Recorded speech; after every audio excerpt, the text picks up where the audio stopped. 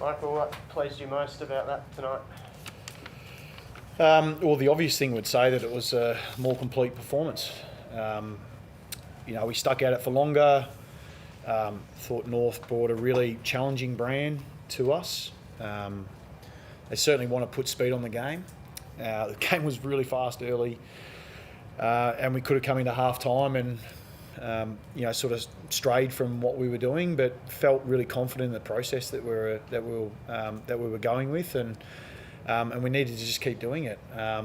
So the boys really bought into that, didn't deviate off the plan, and were able to sort of execute across the whole night, which was really pleasing. Even in the last 2 or 3 minutes, I thought we had played with a really high intensity for the entire game. The third quarters had been an issue for you, and second halves more generally, but to really put a team to the sword must have been pleasing. Yeah, it was pleasing. Again, the response we had at half time, we've sat in that room a few times across the early part of the season, and we've asked for the same things, but we haven't quite been able to put it together. The opposition have upped their game, and we haven't been able to respond in the manner that we'd like. But again, I've walked out of every game this year and looked at our system, and so I thought we just need to stick at us for a little longer. And I feel like we've got a system that's that will be really strong when we can execute it over 4 quarters and stay in that space. And we just need, I guess, a little longer to be able to do that. And that's the feedback that we're getting. But tonight, no question, we're able to stick at it, and a window opened, and we're good enough to be able to show a bit of class to put a gap on the opposition. Did anything change in your approach to those third quarters? Have you tried anything different, or was it just a case of it all sort of came together tonight? No, not really. I think the important thing is that sometimes it's not about variety. Sometimes it's about being consistent and being reliable. And sometimes in those moments you can go about try and chase something that's not there. And when it's sometimes just really black and white right in front of your face, and sticking to our roles the way we want to be able to play and playing at the intensity we need to for the 4 quarters was the priority. And the thing one of the things I walked away the most pleased with was they were just great teammates tonight. They were just great teammates. Across the whole night, they did things for each other. They took secondary roles when they needed to. They put on the little blocks that helped somebody else. They just really stuck together as teammates tonight, and as a result, sort of the outcome ends up turning in your favour. Did you enjoy the way they celebrated a couple of little things like Carroll's first goal and Jacob Weitering pushing forward as well? Yeah, and look, the obvious things to say is to celebrate the goals.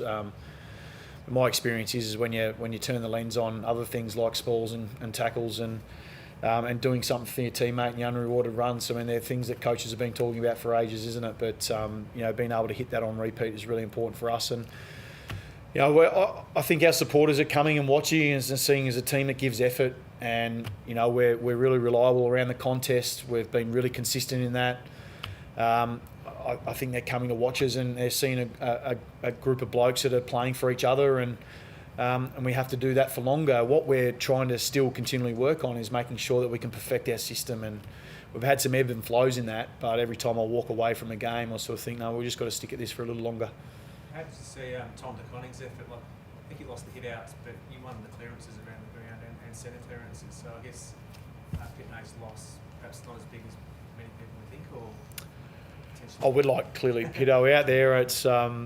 But I thought Tom was huge tonight. I thought he was well supported by the mids. They got to work on the ground, but any time Tom found himself in an inferior position, he was on the ground, and he laid 4 or 5 tackles in the immediate area where he was able to strip the ball, and we got it back and got the ball going our way. And he's on a learning, he's on a learning journey, if you want to call it that. And the fact we can get probably that 8 to 10 games under his belt, he'll have moments where he might drop his intensity, but if he's well supported by the guys around him, we know that he's got that in him. I thought he was huge tonight.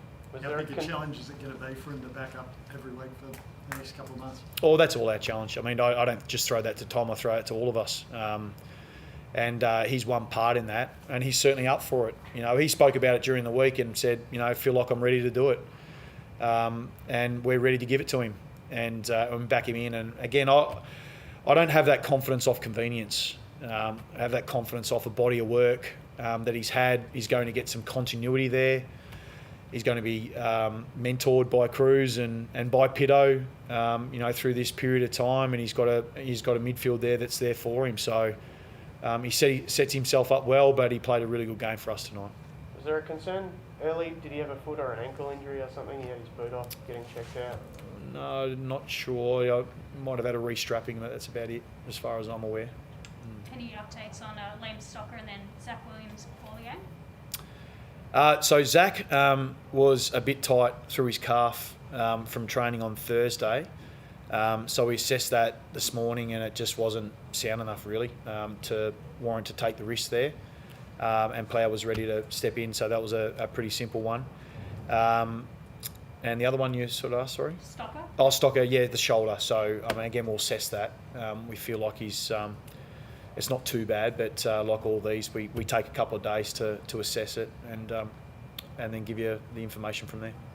Just on some of the youngsters, Jack Carroll debuted tonight. How happy were you with how he fared?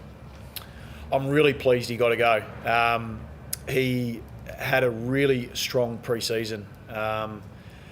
Could have figured in round one team, but just sort of lost a little bit of continuity in the early part of the year. He was stuck in the health and safety protocols and had a calf, which there for a month just stopped him. But the last couple of weeks he's been able to get himself going, and we've been really pleased with how he's progressing as a player. And as you saw tonight, he's got some natural instincts when it comes to the midfield role. He hunts the ball really well. He's tough as nails, and he works hard. And I think the Carlton faithful are going to be very happy watching this young man develop over the long term. That was my question. And just one last one, George Hewitt as well. He was obviously ruled out earlier in the week. How's he looking for next round? No, he should be fine. So again, we tried to get him going yesterday and give him every chance, but he obviously come out of the side and Jack was able to come in. So that was really nice of him, wasn't it? Just Paddy Cripps, you probably get asked about him every week, but he just continues to rise to the occasion, doesn't he? He has. I'm